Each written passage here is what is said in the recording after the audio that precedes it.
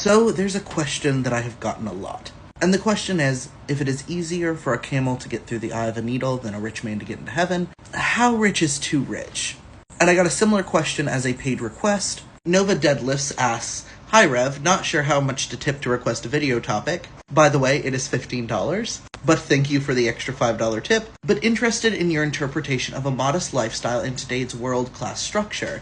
Is the middle class living immodestly, or is it more of a top 1% critique?" And I think sometimes when people are asking these kinds of questions, what they're kind of looking for is a number, an income level that if you go above it, that is sinful and you're living immodestly.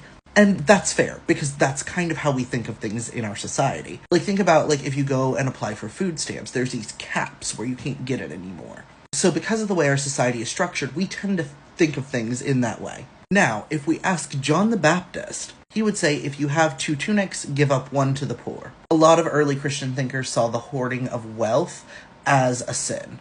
They thought of it as theft from the poor. And we do have to remember, we live in a country that is quite decadent. We live in a country that sees vanilla as a plain flavor. Overall, we live in incredible luxury compared to many other places in the world. However, we have also set up a society that requires a certain level of that luxury in order for one to function in it. For example, if you do not have a phone, it is going to be significantly more difficult to find work. If you don't have a certain type of attire, you are not getting that job. And as someone who has been homeless, it is not fun. And there are 2 authors that I would like to consult on this, that I think have pretty good viewpoints and can give us some perspective about this topic. The first is C.S. Lewis. Now, I don't agree with C.S. Lewis on everything, but I do on this. And throughout his work, C.S. Lewis posits that sin makes you stupid. That this craving, this desire, leads us to make poor choices. And one of my favorite places where C.S. Lewis used this metaphor is with Edmund and the Turkish Delight, in Lion, the Witch, and the Wardrobe. It is Edmund's craving for this Turkish delight that makes him go, oh, well, this witch who's offering me this Turkish delight, she can't be that bad. It is our craving, our desire, that leads us to making excuses for poor choices. The second author I would like to consult is Terry Pratchett, who posits the idea that sin is when you treat people like things.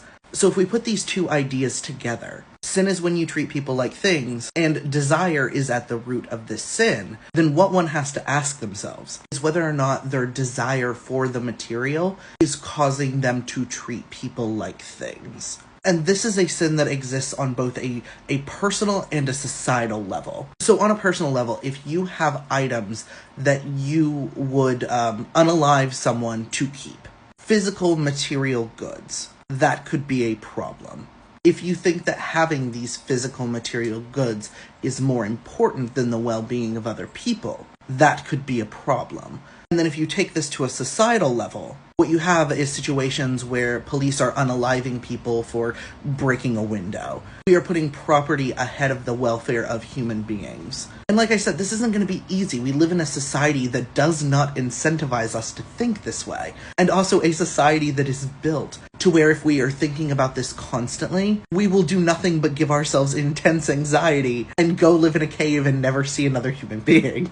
So when it comes to simplicity, when it comes to living modestly, I don't think it does us much good to sit here and judge ourselves and make ourselves all upset because we live in a society that is fundamentally exploitative and broken. I think it makes more sense to look at our lives, to address places where maybe our desire is causing us to treat people like things, or our desire is making us not make great decisions, and try to fix those things within ourselves so we can personally live a more sustainable life, while trying to dismantle these systems on a societal level. There is no, magic income bracket. There is no, number or value of items that makes you more inherently sinful. It is your relationship to these items, to this materialism, and to your fellow man.